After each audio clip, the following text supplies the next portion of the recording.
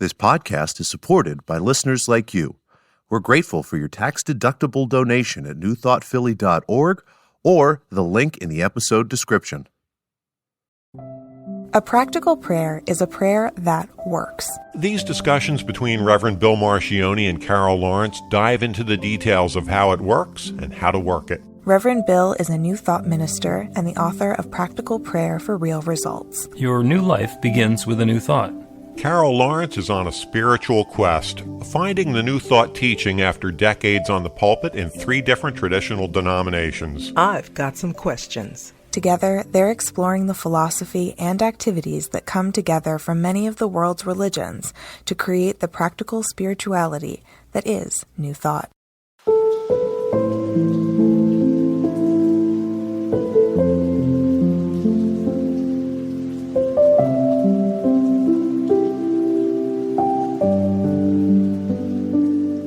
Welcome to the Practical Prayer Podcast. I'm Carol, here with Reverend Dr. Bill Marcioni. You're here celebrating episode number 200 of the Practical Prayer Podcast. So congratulations to the both of us, and let's blow out some candles. I try.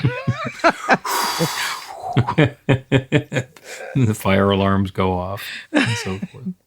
I thought about stuff like that. I thought about cake. Wait a minute, you don't bake anything. So, and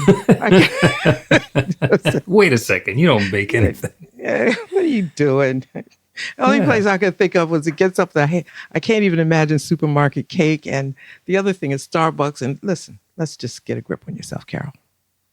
This is online. Okay. All right. So this is online. This is, happy birthday. Here we go. And you did not tell me what we're going to be talking about today. So I know that it's going to be intriguing and uplifting and exciting because it always is. But now you're going to tell me what it is or just ask me a question. It's one word. And we can turn it into a question, but it's one word. It's expansion. Expansion. Yes. Okay. Yes. So I wanted to find a subject that was really kind of special for the 200th episode. And I thought, well, is this going to be exciting for everybody or just whatever? So I went through all of this. And this word I kept Oh, so you overthought it. I was being open. Really, I was being open because I always have the audience that I actually don't know in mind. Like, I don't know who's listening, which is really cool because it's just cool. We could talk about that too. But I always have the other side in mind that I can't see, and what can I talk about or suggest that we talk about that will be fruitful, interesting, uplifting to those whom I can't see and have no clue as to who they are.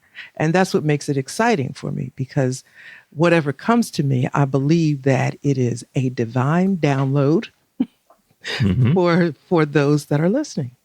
And since I don't have to come up with the answers, Pin it on Bill. You do. It's always exciting. So expansion came to me because in our spiritual growth, the word expanding means something different to me than growth. It's okay. Yeah. So that's kind of the idea that I wanted to share. You know, we are everything in the universe is expanding. Mm-hmm. And when you bring it down to where we are, the little tiny human being, you know, in the midst of all of this grandeur, we are also expanding. And what does that look like, feel like? You know, what does that really mean? Because when you think about ourselves, juxtaposed to the universe, we just kind of disappear. You know, you can. Well, from my perspective, I don't, but everything else seems to be a lot bigger. Yeah, well, everything, yeah. I mean, because if you're, you know, I'm thinking about science class, and when I would look at where the Earth that I thought was this big deal, really wasn't quite a big deal at all, you know, in respect to the larger narrative. So when you look at the person, you think, oh, well, I'm not really, do I matter? Of course, because we are defined, everything evolves the same way. It's one spirit, I think that you say it all the time. You said, one infinite creative power that creates everything, you and me and everything. Mm-hmm. So that means we're all moving to a certain set of rhythm that is relevant to us, a certain set of truths.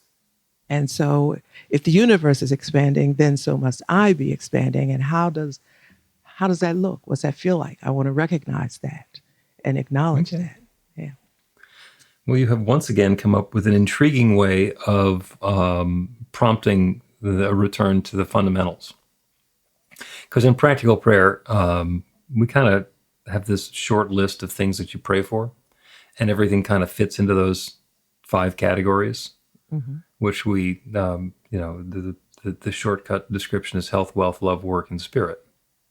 Health is everything about our physical vitality, comfort, the way that our bodies are working. Wealth is all about our prosperity, our financial affairs, and also having adequacy and enoughness. You have somebody with tons of money, but they don't have a dry place to sleep. Suddenly the money becomes much less relevant than, the prosperity that shows up as having enough space to shelter the family. Love is all about relationships, whether it's our, one-on-one committed relationship or our family or our neighbors or our colleagues or whatever. Work is about creativity, the way that we are sharing the gifts that we have with the world and bringing ourselves into creative expression. And work is different than prosperity because people think, I got to get a job because that means money. But they're not connected. There are people who are doing wonderful work in the world, don't get paid for it, but they're being supported. Think Gandhi, Mother Teresa, who didn't need to make any money, but they were completely well taken care of. And the last one is the slippery one, is spirit. Because I think, my prayer is to be more spiritual. And that's a wrong answer. Mm-hmm. You cannot be any more spiritual than you are, because if it's one infinite creative universe, everything is 100% spirit. So that's all we are. That's all anybody can be. And to pray to be more spirit is like water praying to be more watery. It's just not going to happen. However, the reason that it's on the list is because there are times that we forget. There are times we lose the awareness of our connection with the one, that we forget that we're spiritual beings having a spiritual experience. And so the prayer for spirituality is to be more aware of and more connected to our spirituality. And I think that's what expansion is when you start talking about it. Yeah, it does. I think, as you were saying that, I was thinking that it is because of those things that you're saying that I could be, and maybe when I say this, be more expansive in my view of possibilities, more expansive in what I can see as possible. And that means that, and oh goodness, I don't want to, I may not have the right words, but I'll just say it this way.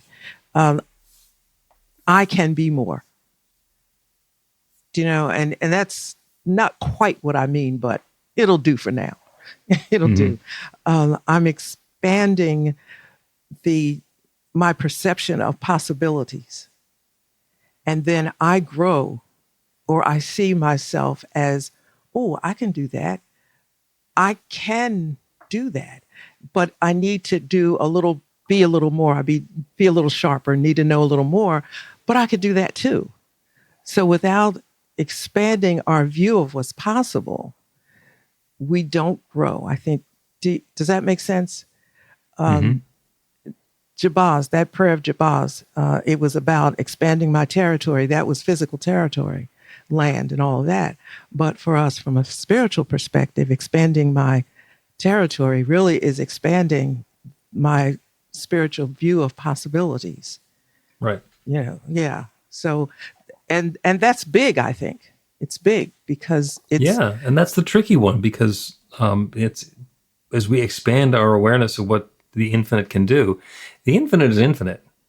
The limitation is always in what we think is possible. Mm-hmm. Yeah, that's a good starting point. The limitations is what we think is possible. So what do we think is possible? To me, it all you go back to what is God? What is spirit? Spirit doesn't see limitations. There are no limitations. So can I see and think through that mind? Ernest Holmes says, God's mind is my mind now. So what is the God mind that I'm usually not thinking through?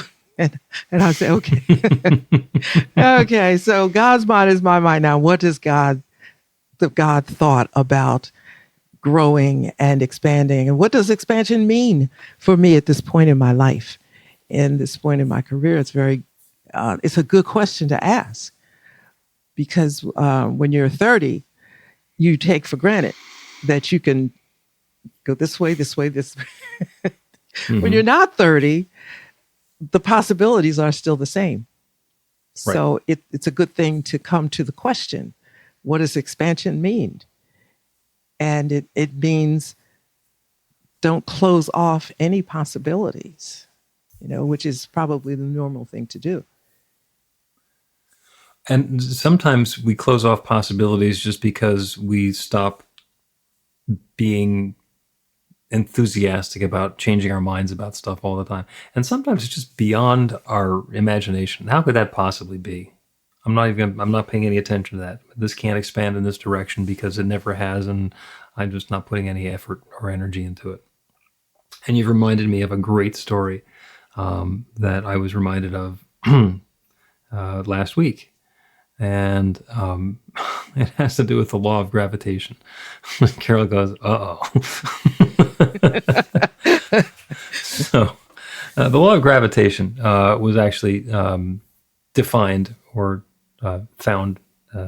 discovered by Isaac Newton. And it was a while ago. It was like in the mid to late 1600s, 1687. He came up with the law of gravitation.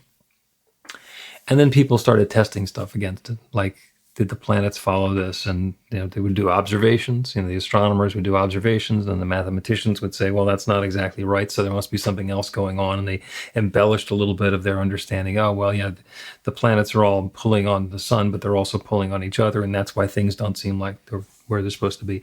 And everything fit the math. Everything fit the math just fine. And that went on for like a couple hundred years. And then the astronomers, the guys with the telescopes, had been watching the planet Uranus. And Uranus takes a long time to go around the sun, take 84 years to go around the sun.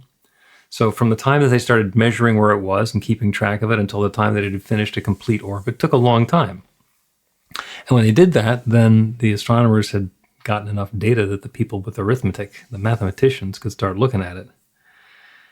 And there were a couple of different teams of mathematicians. There was one in Paris, Leverrier, and another guy in Cambridge in England, Adams.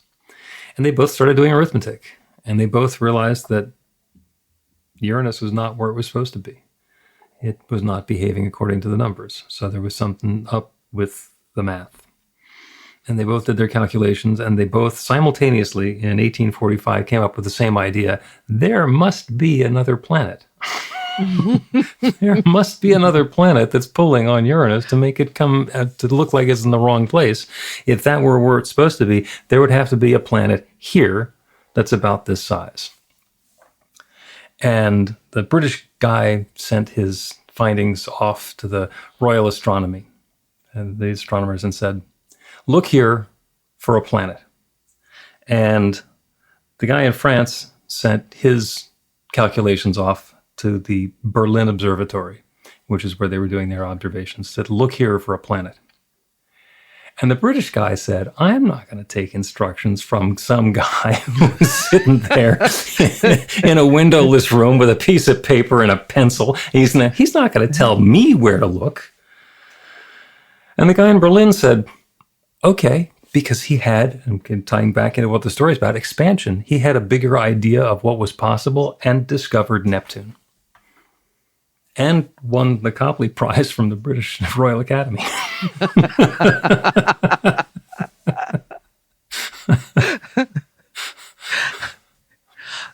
So it served him right, the other guy. But anyway. So right back to what you're talking about, expansion is being open to a bigger possibility than what we thought was going to be there. To say, okay, what if? Maybe it can.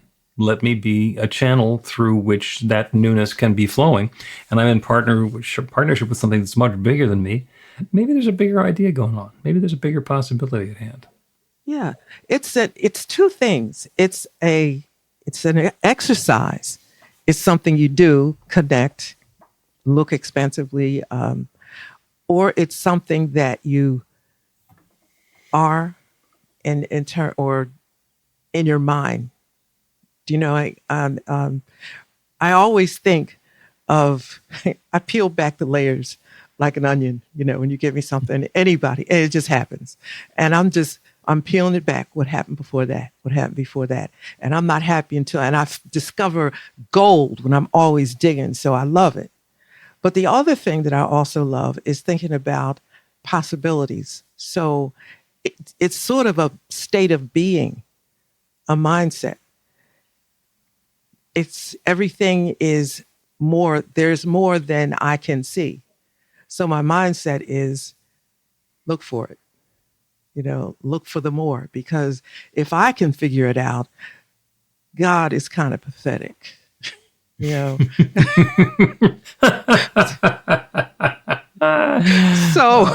So automatically it's got to be more. And so why don't we go? Because like where we are right now is not hard to figure out. Let's just see what else there is. And that's to me, that's exciting, right? There are so many ways to think about that. It's like if I could figure it out, well, then maybe God is slipping you the answer. Yeah. Maybe God's helping you cram for the exam. Oh yes, absolutely. But I guess I'm sharing my trigger or my thought, you know, because there are. I still talk to people who see God out there as, you know, the happening. And so I'm always in the position of translating. So I'm understanding and translating. And so I do think sometimes, Carol, if you got this, okay, come on, that can't possibly be all it is, you know, because God is bigger than this. And then I immediately sit still and wait for the download, upload, whatever you want to call it, because it's all there. I really do believe it's all there. But without an attitude that embraces expansion, you'll never stretch or open yourself to receive a little bit more. Doesn't have to be a lot. I mean, it can only be as much as you're allowed to experience or expect or imagine, you know? So like I go for the gusto. then figure out how the heck is this, you know, like, Carol, what were you thinking? But yeah. Okay. All right. Let's take a break. And when we continue, we will talk about some more of the subtle details about what happens when we get into a mode of expansion. Learn to put practical prayer to work in your life. The steps are simple to learn and let you begin to get real results to create the life of your dreams immediately. Reverend Bill Marcione's widely acclaimed book, Practical Prayer for Real Results, gives you a clear summary of the New Thought principles behind practical prayer and the series of easy-to-understand steps found in the most effective prayers from religions and spiritual practices all over the world and throughout history. Practical prayer is not a replacement for your religion or practice. It's a technique to make the work you do in consciousness even more effective. The book includes 40 prayers on various topics that you can adapt as needed and use as your own. Practical Prayer for Real Results is available in paperback, Kindle, and audiobook on Amazon or at b-the-light.com. That's b-the-light.com.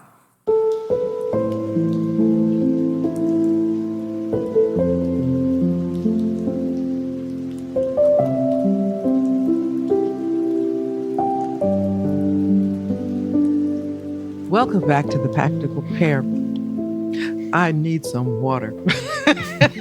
Let's try that one more time. Yeah. Welcome back to the Practical Prayer Podcast. I'm Carol, here with Reverend Dr. Bill Marcioni.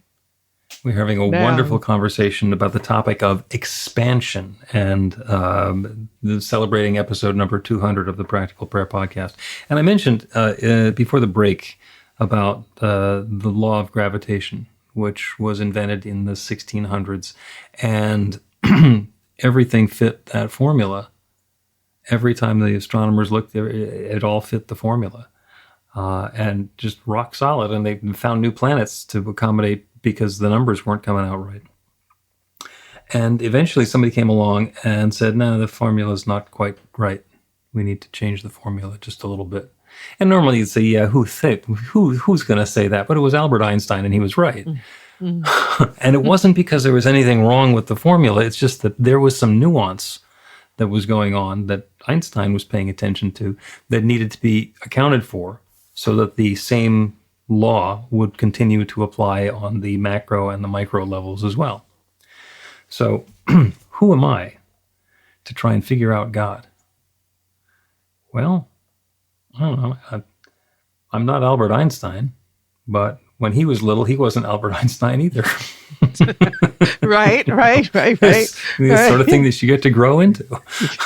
That's right. He didn't apply for a job as genius. He applied for a job as a patent clerk and worked his way up to genius. Because it turns out he was genius all the way along, and people just noticed. Mm-hmm. Mm-hmm. Mm-hmm. So, expansion. Expansion first is expanding your awareness or belief or faith or whatever, that there is more to it than this, more than I can see. But it's like, are you up for it? You know, what it might mean to see something a little bit bigger. And I think, well, you don't have to go for it, but I personally like to see what else there might be, so that because then the ideas start going and going and going. And I'll tell you, people look for peace a lot, and everything is right there. So the more you expand, the more you see, the more you become aware of. And peace is in that as well, because we don't always know what's disturbing our peace or preventing us from, it's like all the pieces work together. And when you accept that there are other pieces that might be operating in the universe, you look at those other pieces and then your peace comes. For example, I was for 30 years pastoring and increasingly was not at peace with what I was doing. Just not. And it was just getting more and more. Not that there was anything wrong with the church and all that business. It wasn't cool for me for so long. Mm-hmm. And when I began to accept that there are other possibilities and look, and there was a sense of peace that came over me that, okay, it wasn't that I had to be this, but to know that there were possibilities. And when I accepted that there were possibilities, then I had choices. And then the peace came with that. So it's being open to every part of what is in existence for us. You know, I'll leave it. We're getting into springtime now, and you know, there are times when people, you know, they've got a lot of work to do. There's gardening, there's yard work, there's spring cleaning, there's this, there's that, there's that. And what they really want to do is go in the backyard and lie in the hammock. They got a hammock, it's in the backyard. They don't want to lie there for a few hours. But it feels like that's wasting time. That's not being productive. That's not making a good use of the resources that are available. And the thing to remember is that peace of mind is a choice, just like relaxation is a choice. We get 1,440 minutes every day, and we're going to spend some of them asleep. And if we can spend a few more of them relaxing and not doing something else, and it brings us to a different place of balance and equilibrium, what a wonderful investment. So the expansion there is not, oh, I'm going to get more than 1,440 minutes. The expansion there is the realization that this is an investment. This is something that I can put my time and attention and energy into, and it's actually going to be of benefit, not necessarily in checking something off of the to-do list. But there's always something on the to-do list, you know? Yeah. And while you were saying that, I'm thinking, okay, so now I got this garage he's talking about here.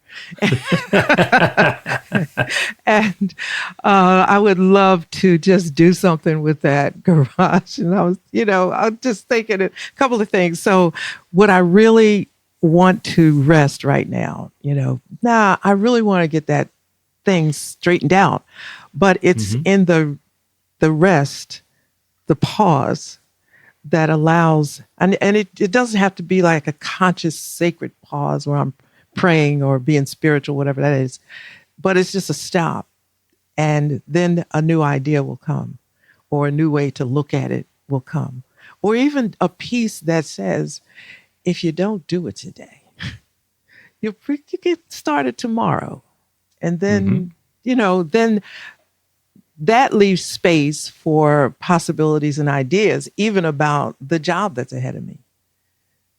So it's, I guess what I'm hearing from you is giving ourselves time and permission for the expansion to happen, the conscious expansion to happen. Yeah. Yeah. And on the other hand is to not be as puffed up and full of ourselves to think that, oh, well, if I skip relaxing this afternoon, I'm going to be able to get all these things done. I'm going to be able to achieve all of my goals. Because I'll be honest, there's stuff that's on my to-do list. And I figured when the COVID lockdown started, now I'll have time to do them. And they're still on the to-do list. So even with many, many months, quote, off, still didn't get done. Part of me said, don't say that. The other part was, oh, thank God I'm not the only one. I don't think that, I think that's a relatively common occurrence. Here we thought, oh, well, everything's changed now. At least I can, get something different done. And it's like, be gentle with yourself. Yeah, maybe it did. There's a bunch of stuff that I got taken care of. I got my doctorate during that same time period. That was great. But, there's other stuff that, be gentle with yourself. Sure, it's still on the to-do list. And that means that it's okay to go lie in the hammock for an hour. Yeah. Yeah. I think it's better. The same thing goes with work. When you're working, this I find extraordinarily difficult to do, to take a rest because I have so many things that I really want to get done, and one depends on the other, and it just goes on and on. But I hit a roadblock where nothing is working. Nothing is just not working. And I know very well I can figure this out. Why can't I figure this out? And now something else has come into play, frustration. And, all of that. And then nothing is going to happen then. So I'll go do my walk and then come back and wonder, how did I miss this little point? Wait, why was this a problem? Oh, wait, I didn't notice that. Yep. Yeah. So expansion is always expanding in different ways. The idea that you can, listen, Carol, go take your walk. That's an expansion right there, because I'm willing to do something different. And then while I'm walking, I'm having a different expectation. You know what? I know it's working out. I know it's something in me that was screwing it up, or that I couldn't see it, or whatever. And it's going to work. You'll be okay. Just walk. And then I come back and there it is. Yeah. There's a term we sometimes use about our small self. The ego self, the one that thinks that it knows all the answers. And we're trying to figure that stuff out on this very limited local level, even though we are complete masters of our local level. When we try and do something at the small self level, we're turning away from a huge amount of resource, knowledge, information, guidance that's available when we go for the expansion. It's counterintuitive, but we're really undermining ourselves. Absolutely. And as you explained it, that is expansion itself, because it's choosing something that I normally would not choose. I choose to stay and dig it out till I figure it out. So the whole, it takes me all day to figure it out. Suppose I do, but look at the hours that I'm exhausted at the end of it, and nothing else happened.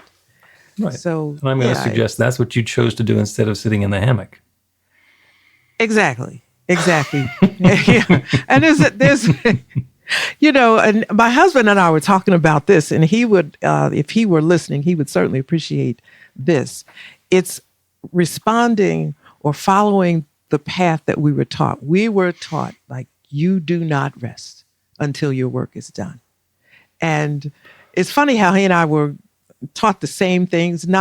We weren't raised in the same neighborhood or anything like that, but it's the whole idea that you have to keep on, and don't you go to sleep until you've done it, and don't you stop until it's finished. And it wasn't mean. It was just, this is how you do it.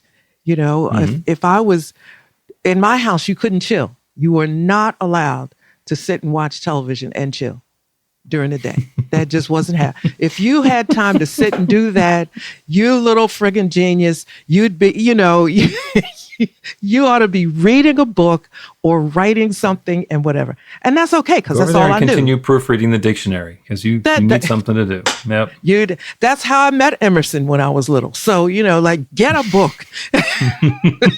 We live nowhere near a library. I can't even tell you when I first found a library, but neither here nor there. I had to choose from the books that were there. And so there was Emerson. So I have to undo that, because it's still there. And I meet with that, and I'll say, wait a minute, I want to expand beyond that reasoning, right? And say that if I rest, the ideas will come because they're already there. But it takes a bit. It takes some work. Yeah. Oh, yeah. Let's take another break, and you've given me the great prompt for the prayer that we're going to do, which is on expanding to that infinite possibility.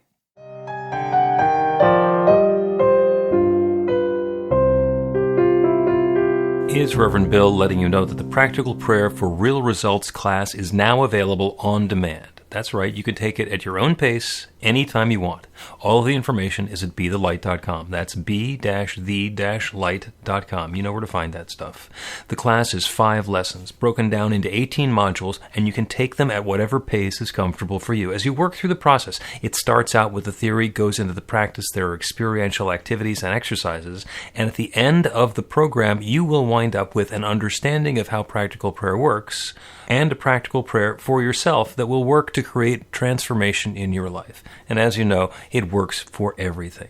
Take a look at the class online at bethelight.com. There's a sample lesson so you can see how the class is going to work for you, and then dive in. The great news is it's on sale now. You can register and save $20 off of the regular price. I'm looking forward to seeing you in class.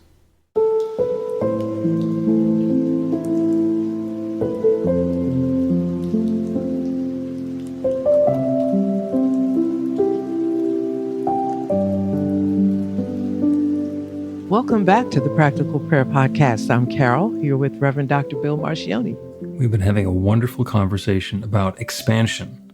And the prayer today is going to be about expansion.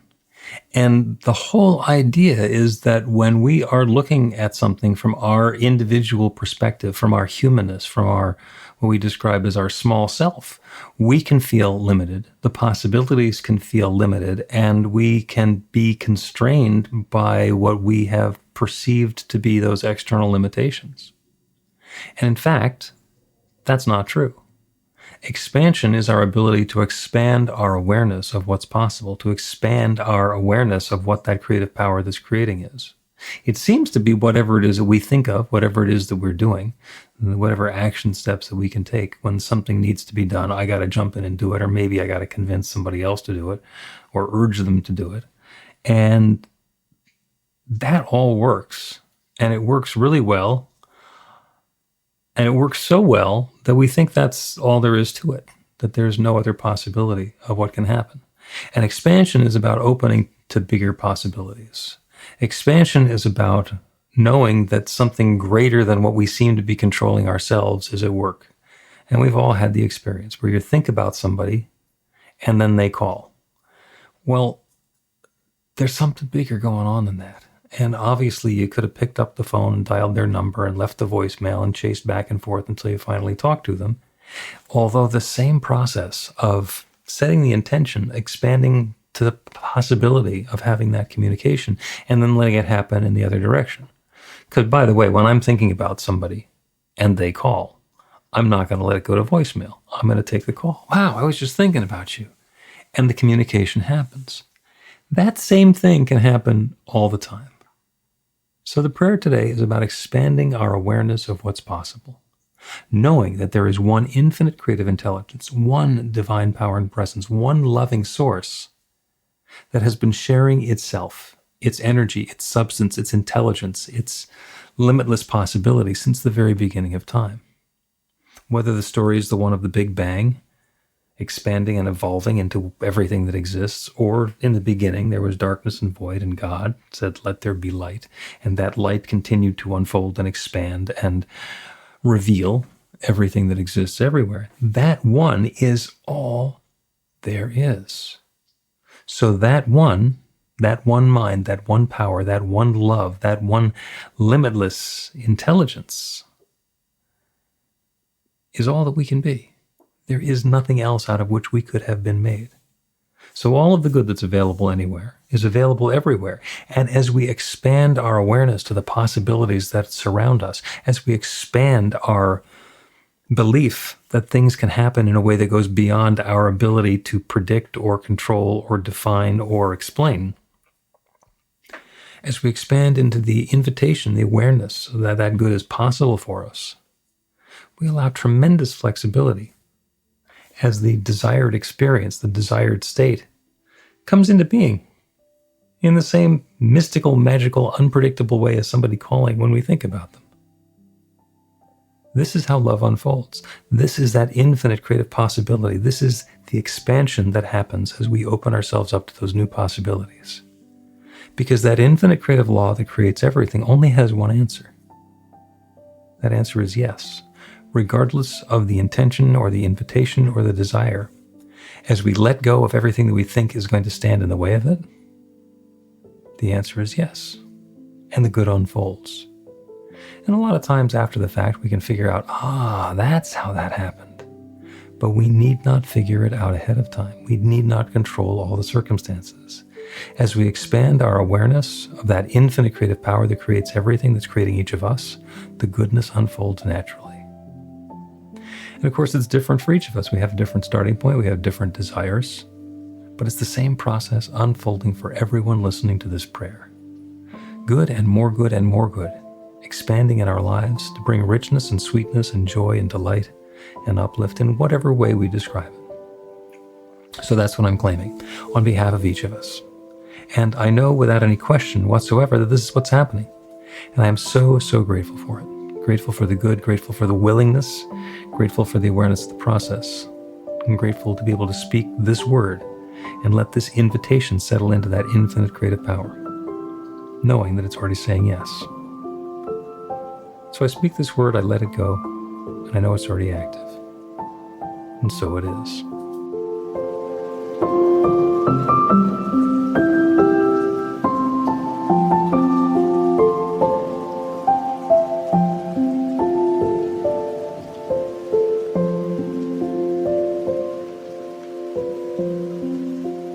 The Practical Prayer Podcast with Reverend Bill Marcioni and Carol Lawrence is a production of BeTheLight.com. be-the-light.com. Where you can find more information about practical prayer for real results. Our theme is by Music of Wisdom. You can learn about the spiritual community of New Thought Philadelphia with daily guided meditations, Weekly celebrations of spirit, and Reverend Bill's classes in practical spirituality at newthoughtphilly.org.